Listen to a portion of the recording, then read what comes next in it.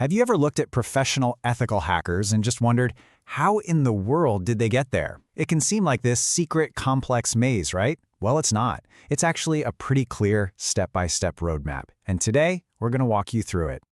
So let's just ask the big question right up front. How do you actually become an ethical hacker?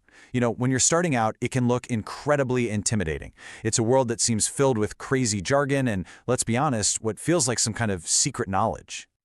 But here's the thing I really want you to get. It's not a secret, it's a roadmap. It's a path that plenty of people have walked before, and they've left some really clear signposts. So in this explainer, we're going to walk that path together, step by step.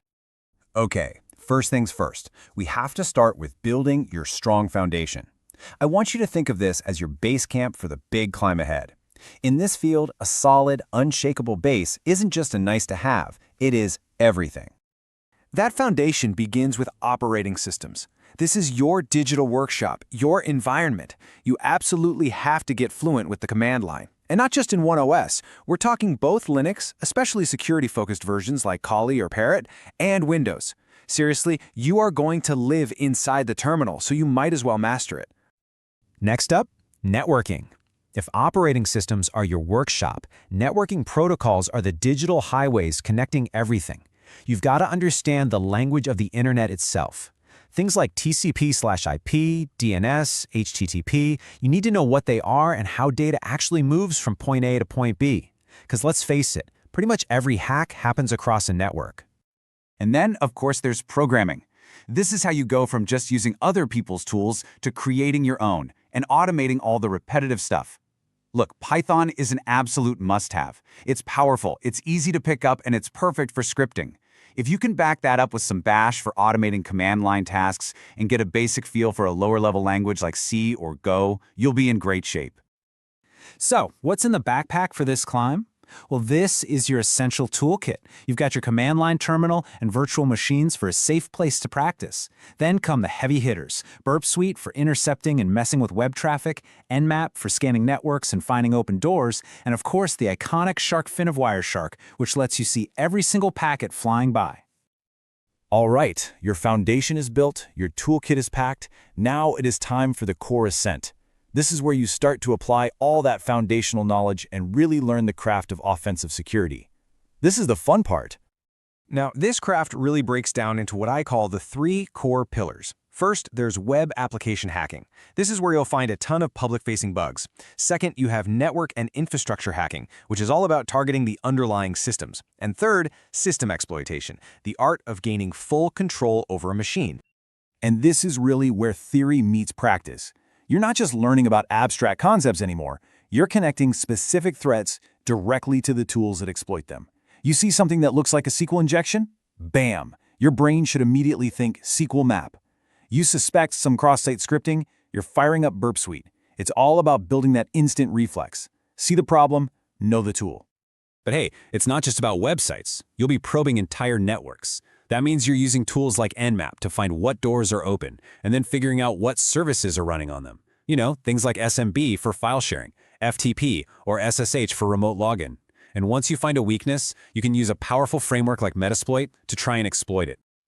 Okay, now we're getting into the thin air. We're climbing to the expert levels. These are the advanced peaks, the skills, and the specializations that truly separate the best hackers from everybody else. Here, we've got 2 sides of the same really advanced coin, reverse engineering and exploit development. I love this comparison. Think of a reverse engineer as a digital archaeologist, carefully taking apart malware or some piece of software to figure out exactly how it works. On the other hand, the exploit developer is more like a digital weaponsmith. They use that deep knowledge to craft brand new code that takes advantage of bugs and vulnerabilities. And you have to remember, this field never ever stands still. The modern frontier is all about the cloud. We're talking about hunting for misconfigurations in huge environments like AWS and Google Cloud, finding ways to break out of Docker containers, and hacking the APIs that are the glue for all of our modern apps. But here's something that is absolutely crucial to understand. All that technical skill, it's only half the journey. I'm serious. You can be the most brilliant coder in the world, but without the right mindset, it is all for nothing. The other half of this climb is all about professionalism. And that professionalism is built on one simple, powerful idea. Hacking without ethics is just being a criminal. Period. This means you practice responsible disclosure. You find a bug, you tell the company privately so they can fix it. It means writing clear reports that people can actually use, and it means always operating within the law. You see, this journey never actually ends. The best people in this field are in a constant cycle of growth. They're always learning. They're competing in capture the flag events. They're hunting for bugs on platforms like HackerOne. They're religiously reading write-ups from other researchers, and they are spending time in the lab every single week. It becomes a discipline. So, let's just quickly recap the entire roadmap we've walked through. It's really a four-stage journey. First, you build that unshakable foundation, OS, networking, programming. Second, you master the core attacks, web, network, and systems. Third, you climb to those expert levels with skills like reverse engineering and cloud security. And finally, and most importantly, you wrap all of it in professionalism, strong ethics, and a real commitment to always keep learning.